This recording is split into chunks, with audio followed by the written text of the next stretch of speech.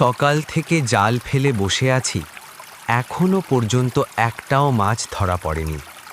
মনে হচ্ছে আজ খালি হাতেই ফিরতে হবে।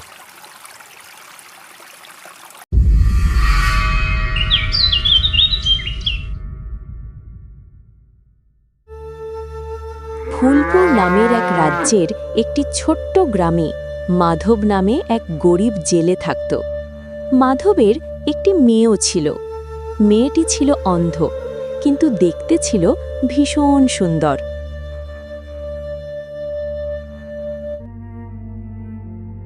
কি ব্যাপার মাধব, এত চিন্তিত কেন? কি হয়েছে? কি কথা বলো তো?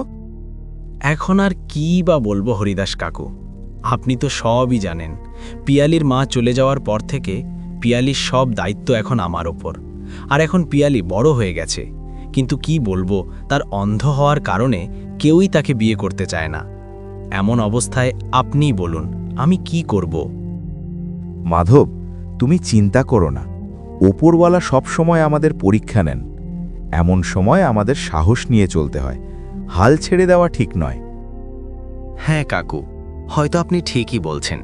আমাকে সব কিছু ওপরওয়ালার হাতেই ছেড়ে দিতে হবে। ভাগ্যে যা লেখা আছে তার কে বদলাতে পারে।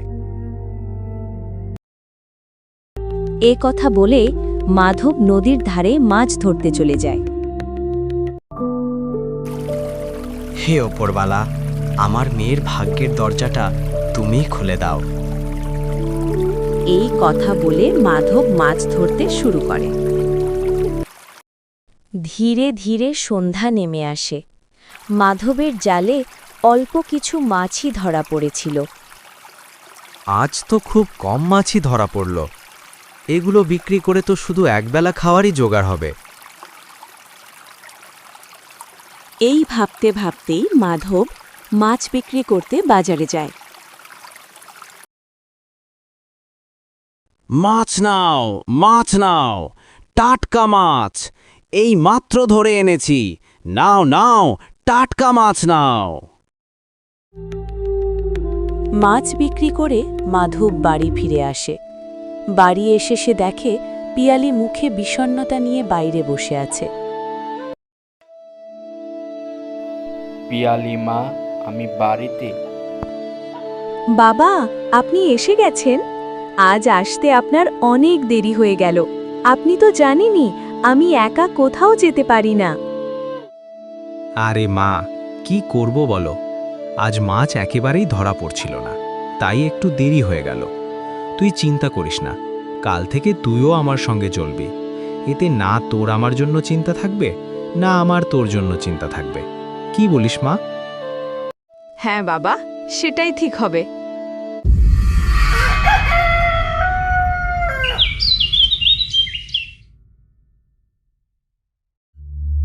পিয়ালি মা, তাড়াতাড়ি কর, না হলে দিন অনেকটা চড়ে যাবে, আর তখন আমাদের দেরি হয়ে যাবে।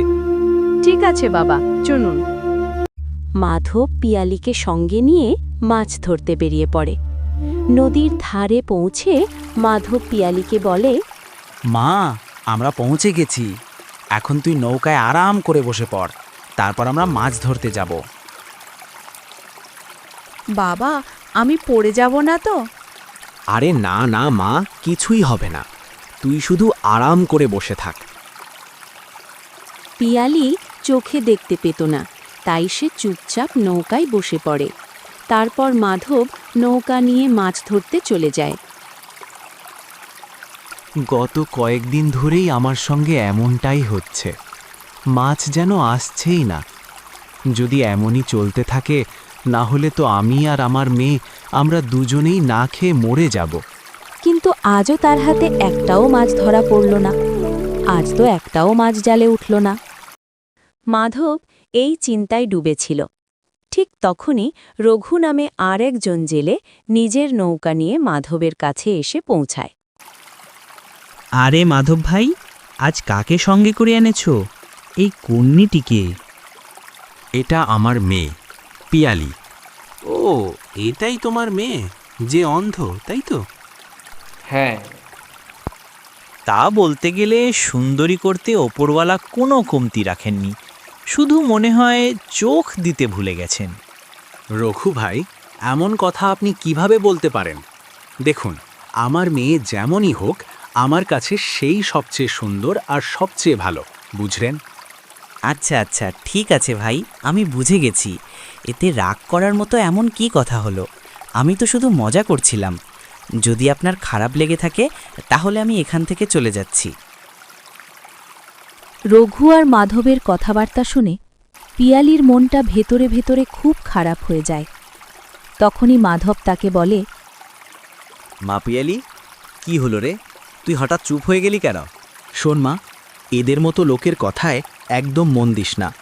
ওদের কাজই হলো অন্যের কথা নিয়ে কথা বলা, অন্যকে নিয়ে হাসাহাসি করা, মজা বানানো। ওদের কথায় কান দিস না, ঠিক আছে মা? বাবা, আমি ঠিক আছি, আমার কিছুই যায় আসে না।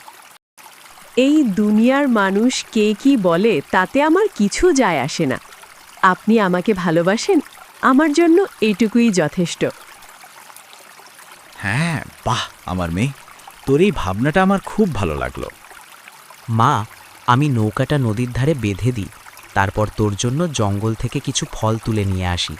তারপর আমরা দুজন বাপ মেয়ে একসঙ্গে খাবো। এই কথা বলে মাধব নৌকাটি নদীর ধারে বেঁধে জঙ্গলের দিকে চলে যায়। অনেক সময় কেটে যায়, কিন্তু মাধব এখনো ফিরে আসে না। বাবা, বাবা, বাবা তো এখনো এলো না, কেন এত দেরি হচ্ছে বাবার? এই সব ভাবতেই ছিল পিয়ালি। ঠিক তখনই সেখান দিয়ে এক রাজপুত্র যাচ্ছিলেন। পিয়ালিকে একা দেখে তিনি থেমে যান আর জিজ্ঞেস করেন, শোনো মেয়ে, তুমি কে? আর এই জঙ্গলের ধারে একা বসে আছো কেন? আপনি কে? আমি রাজপুত্র অনিরুদ্ধ, এই রাজ্যের রাজা মহারাজ চন্দ্রবর্মনের পুত্র। আমি শিকার করতে জঙ্গলে যাচ্ছিলাম, তোমাকে একা বসে থাকতে দেখে থেমে গেলাম। তুমি কে? এরপর পিয়ালি রাজপুত্রকে তার সব কথা খুলে বলে। এই কারণেই আমি এখানে বসে আছি। আমার তো বিশ্বাসই হচ্ছে না যে তুমি কিছুই দেখতে পাও না। তোমার সরলতা, তোমার ভোলা ভাব আর উপেক্ষা করতেই যেন সে বাধ্য হয়ে গিয়েছিল। এখনও রাজপুত্র আর পিয়ালির মধ্যে কথা চলছিল। ঠিক তখনই হঠাৎ সেখানে একটি সিংহ এসে হাজির হয় এবং রাজপুত্রের ওপর ঝাঁপিয়ে পড়ে। রাজপুত্র, রাজপুত্র, আপনার কি হলো? আপনি ঠিক আছেন তো? আরে, একটা সিংহ আমার উপর চেপে বসেছে। আমাকে সাহায্য করো, আমাকে বাঁচাও। আমি কি করব? আমি কিভাবে সাহায্য করব? ঠিক সেই সময়ে মাধব সেখানে এসে পৌঁছায় এবং সব দেখে হতবাক হয়ে যায়। মাধব রাজপুত্রের ধনুক আর তীর তুলে নেয় আর সিংহের মাথায় নিশানা করে তীর ছুঁড়ে মারে। তীরটি সিংহের মাথায় বিঁধতেই সিংহটি মাটিতে লুটিয়ে পড়ে মারা যায়। আপনি আমার প্রাণ বাঁচিয়েছেন, আপনাকে অসংখ্য ধন্যবাদ। এতে ধন্যবাদ দেওয়ার কি আছে? একজন আরেকজনকে বিপদ থেকে বাঁচানো, এটাই তো আমাদের সবার কর্তব্য। জি, আপনি একদম ঠিকই বলেছেন। আচ্ছা করে বলুন তো, আপনি কে? এরপর মাধব রাজপুত্রকে সব কথা খুলে বলে।